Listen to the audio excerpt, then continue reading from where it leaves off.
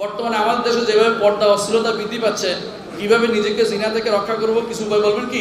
প্রথম উপায় হচ্ছে বিয়ে করা, দ্বিতীয় উপায় হচ্ছে বউকে সাথে রাখা, বউকে দূরে থাকবেন না।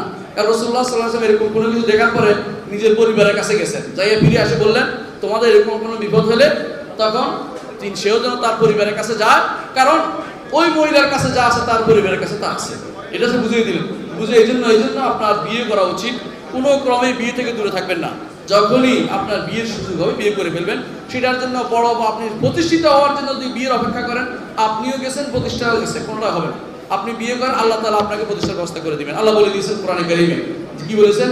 যে তোমাদের মধ্যে ওয়াল ইয়াস্তাফি বিল্লাযী লা ইউনিকাহু হাত্তা ইউনিহুল্লাহু বিফাদলি, হ্যাঁ, ওয়া আকুল আয়াম মিনকুম ওয়াসসালিহিন মিন ইবাদিকুম ওয়া ইমাইকুম ইয়াকুনু ফুকারা ইউনিহুল্লাহু বিফাদলি। তা তোমাদের মধ্যে যারা অবিবাহিত আছে তারা বিয়ে করো, কারণ যদি ফকির হয় আল্লাহ তাকে ধনী করে দিবে। এইজন্য আব্দুল্লাহ ইবনে মাসউদ রাদিয়াল্লাহু আনহু বলেছেন, ওয়াইলুল লিমান ইয়াতুবুল ইসলাম ইয়াতুবুল গিনা বিন নিকাহ, তার জন্য ধ্বংস যে ব্যক্তি বিয়ের মাধ্যমে নিজেকে ধনী করে নেয় না। বিয়ের মাধ্যমে দুইজনের পরামর্শ করে একটা ভালো জায়গায় যেতে পারে, যদি ভালো মেয়ে বিয়ে করতে পারে। সুতরাং বিয়ে করলে আপনি এর থেকে মুক্ত হতে পারবেন।